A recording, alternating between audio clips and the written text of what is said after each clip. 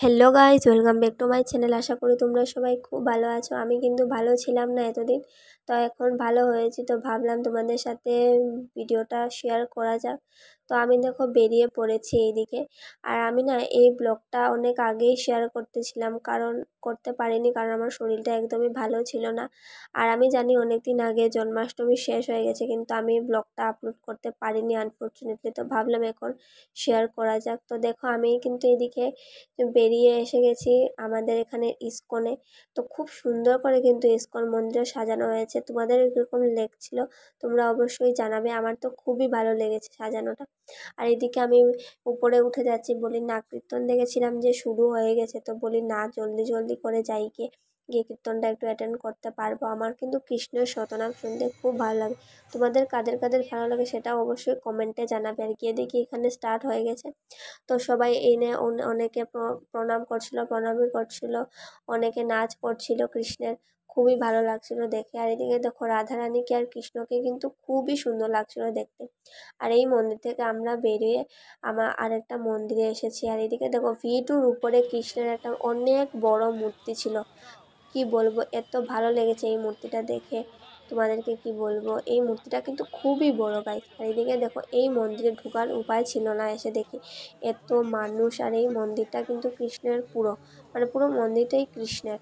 আর এইদিকে সব দিকে কৃষ্ণের সব ফটো লাগে, সব লীলা খেলা, সব মূর্তির ধারা আর কি দেখানো হয়েছে। আর এইদিকে দেখো ডেকোরেশনটা কিন্তু খুবই সুন্দর করেছে ওরা।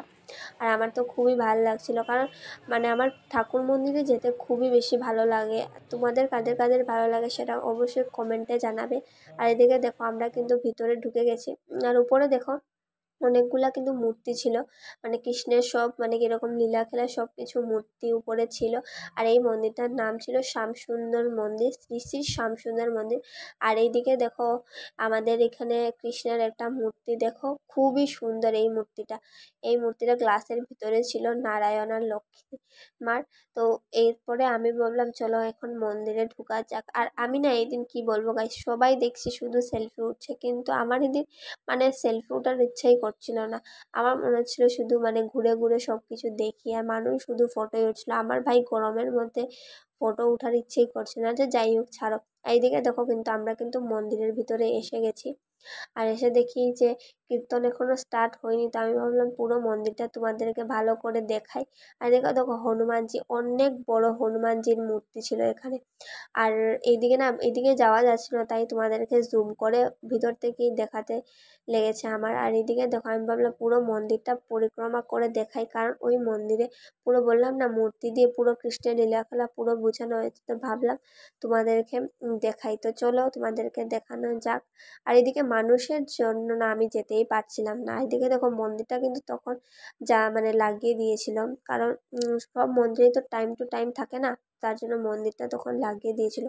আর এইদিকে দেখো আমি তোমাদেরকে বলেছিলাম না, এই দেখো কি সুন্দর করে সব কিছু সুদামাকে নিয়ে কৃষ্ণ কি করে কি করেছেন সব কিছু আমি জানি না ঠিক, তো তোমাদেরকে মূর্তিগুলোই দেখিয়ে দিচ্ছি। দেখো তোমরা যারা যারা জানো সেটা দেখেই বুঝতে পারবে কির উপরে কি মূর্তি। আর দেখো খুবই সুন্দর, কিন্তু সব কিছু মূর্তির দ্বারা বোঝানো হয়েছে।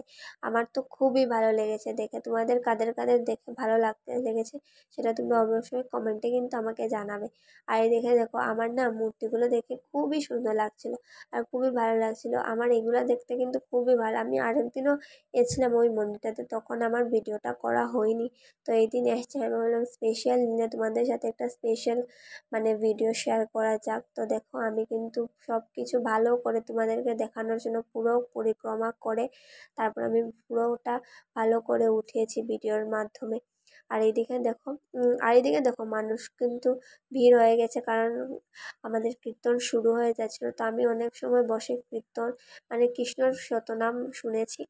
তারপরে আমি ভাবলাম যে চলো এখন অনেকটা রাত হয়ে গেছে, তখন বেরিয়ে গেছি আমরা মন্দির থেকে অলমোস্ট। আর দিকে বেরিয়ে দেখি একজন ছোট্ট কৃষ্ণ দাঁড়িয়ে আছেন। তো ওনাকেও একটু দেখলাম, দেখি ওই মন্দিরে পাশেরই আরেকটা মন্দির ছিল, তো ওইদিকেও কৃষ্ণের নাম কীর্তন চলছিল। ভাবলাম যে ওইটাতেও গিয়ে একবার আসা যাক। তো আমরা ওই মন্দিরের ভিতরেও চলে গেলাম। আর বাইরে দেখো তখন অনেক মানুষ ছিল কিন্তু। আর ভিড়ের জন্য না গাইস কি বলবো, কোনো মন্দিরেই ভালো করে ঢোকা যাচ্ছিল না, তার মধ্যে প্রচণ্ড গরম। মানে কি বলবার, ওই মন্দিরটাও কিন্তু খুবই সুন্দর ছিল দেখতে। আর দেখো এই মন্দিরটা কি হয়েছে, একটা পার্ট মানে লাগিয়ে দিয়েছিল গেটে, তার জন্য মানুষ ভালো করে ঢুকতে পারছিল না। দেখো মন্দিরে এক পার্ট খুলো আর এক পার্ট বাইরে লাগানো ছিল, তার জন্য মানুষ একদিকেই ঢুকতে গেলে তো বুঝতে পারছোই এরকম ঠেলা ধাক্কা করে ঢুকেছি। আর তারপরে ঢুকে দেখি যে এইদিকে দেখো প্রথমে কৃষ্ণ আর কৃষ্ণের মার একটা খুব সুন্দর ফটো লাগিয়েছে। আর তারপর দেখি এখানেও কৃষ্ণর নাম কীর্তন চলছে। আর এই মন্দিরটাতে অনেক ঠাকুরের মানে মন্দির আছে। তোমরা যারা যারা শিলচরে থাকো সেরা সবাই জানো কীরকম কী এই মন্দিরের সিস্টেম।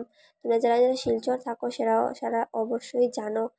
তো আর দেখো এইদিকে দেখো ওই যে আঙ্কেলটা বলছিলাম না গান গাচ্ছিলেন, দেখো আমি জানি না ঠিক উনি শিলচরের কি বাইরের, আমি ঠিক জানি না, তো খুবই সুন্দর গান গাচ্ছেন। আর এদিকে দেখো কৃষ্ণকে কিন্তু অনেক সুন্দর না ওরা দুলনার মধ্যে ঝুলিয়েছে ওপরে, আমার তো খুবই ভালো লেগেছে, খুব সুন্দর কিন্তু ডেকোরেশনটা করেছে। দেখো উপরের দিকে একদম এটা মানে বানিয়েছে, আর ওর নিচে মানে ওনাকে ঝুলনি করে রেখেছে। আর এদিকে দেখো মহাদেব আর দুর্গার সাইডে ছিল মন্দির। আর এদিকে দেখো আমি পুরো পরিক্রমা করে তারপরে বেরিয়ে গেছি। চলো গাইস, টাটা।